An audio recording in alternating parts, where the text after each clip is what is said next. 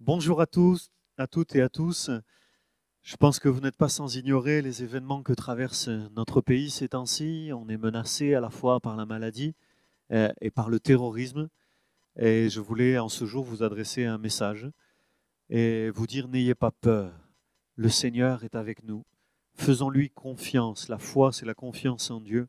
Mettons en lui toute notre confiance. Je lisais ce matin dans le prophète Ésaïe au chapitre 57 et au verset 19-20 ce texte qui dit paix, paix à celui qui est loin et à celui qui est près, dit l'Éternel, je les guérirai, mais les méchants sont comme la mer agitée qui ne peut se calmer, dont les eaux agitent la vase et le limon. Et au fond, je me disais, il y a deux positions dans ces circonstances, celle de l'agitation, et l'agitation est une tentation réelle que je ressens personnellement et qui peut aussi traverser les croyants. On peut être tenté de s'agiter. Mais la parole de Dieu nous dit, ne vous agitez pas comme la mer qui s'agite comme ça et ça sert à... Voilà. Mais paix, paix à ceux qui sont loin comme à ceux qui sont près. J'aimerais dire, restons dans la paix du Seigneur. N'ayons pas peur. Dans ces temps, alors que le confinement va commencer, j'aimerais dire que je suis vraiment heureux, on est vraiment heureux, les responsables de l'Église, d'avoir pu faire tout ce qu'on a pu, d'avoir pu se réunir autant qu'on a pu, d'avoir pu annoncer l'Évangile, faire des baptêmes autant qu'on a pu dans cette période qui nous a été donnée. On est reconnaissant à Dieu d'avoir pu faire ce qu'il nous a donné de pouvoir faire. J'ai été aussi très encouragé par votre fidélité. La fidélité des croyants de notre Église était source d'encouragement pour nous.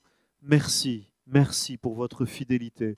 Dans ces temps particuliers, il me semble que la parole de Dieu nous demande de respecter les autorités. Nous allons respecter ce confinement.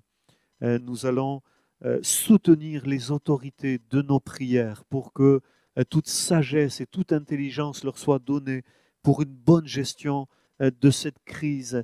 Prière aussi pour les malades, pour les soignants, pour tous ceux qui continuent à travailler et à faire en sorte que notre pays puisse aller de l'avant. Prière pour notre génération. Dieu nous appelle encore, nous qui le connaissons, à prier pour ceux qui nous entourent, pour que les cœurs s'ouvrent. Et je crois que ce que nous traversons peut être l'occasion pour changer les mentalités, changer les dispositions intérieures des hommes et des femmes qui sont autour de nous, afin que l'évangile, la bonne nouvelle, puisse être reçue et vécue comme Dieu le désire. Oui, notre vocation, c'est de continuer à annoncer l'évangile de Jésus-Christ. Nous le ferons par vidéo et par tous les moyens possibles dans ce temps de confinement et dans dans la suite. Nous allons garder des liens par Zoom, par téléphone, par WhatsApp et là aussi par tous les moyens qui nous seront donnés. Il me semble que les temps que nous traversons sont aussi des temps de vérité. Des temps de vérité sur la qualité de notre maturité spirituelle. Je parlais d'agitation, il y a aussi toutes sortes d'autres tentations, de découragement, de critiques et de rébellion, de colère. La maturité nous garde dans la paix, dans la foi. C'est un moment de vérité aussi pour notre vie spirituelle. Alors que les réunions de l'Église physiques, en présentiel, n'ont plus lieu. Où en est notre état intérieur? Où en est notre relation avec Dieu? Allons-nous parvenir à garder une relation vivante avec le Seigneur? Allons-nous nous relâcher ou nous mobiliser en faveur de notre génération? Au fond, la vérité de notre vie spirituelle apparaîtra.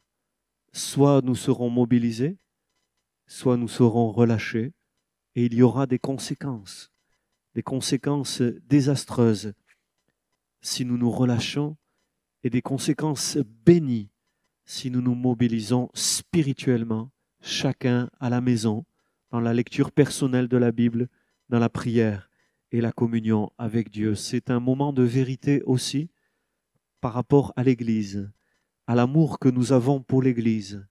Est-ce que nous nous sommes servis de l'Église parce que ça nous faisait du bien et puis maintenant nous vivons notre vie?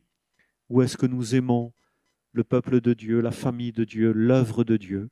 Est-ce que nous restons liés à l'Église, attachés à elle, priant et soutenant notre Église? Oui, les temps de crise sont des moments de vérité, des moments révélateurs.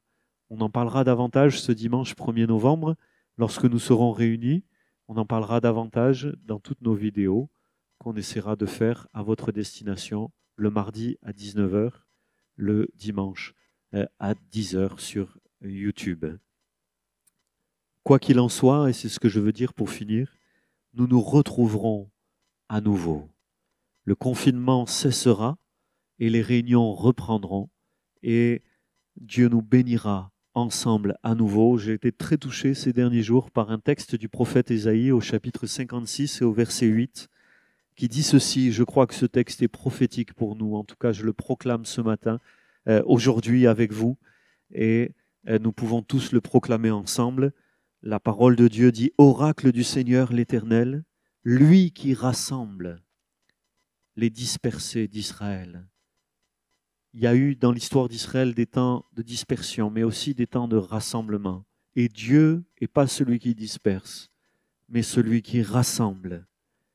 Et le texte rajoute « J'en rassemblerai d'autres avec les siens déjà rassemblés ». Dieu dit « Je suis celui qui rassemble, j'en rassemblerai d'autres avec les tiens déjà rassemblés. » Oui, nous nous retrouverons. À bientôt. Les pasteurs sont à votre disposition. N'hésitez pas à nous appeler, à nous contacter. Ce sera un plaisir de partager avec chacun, de répondre à vos questions, de vous écouter, de prier en votre faveur. Que Dieu vous bénisse. Amen.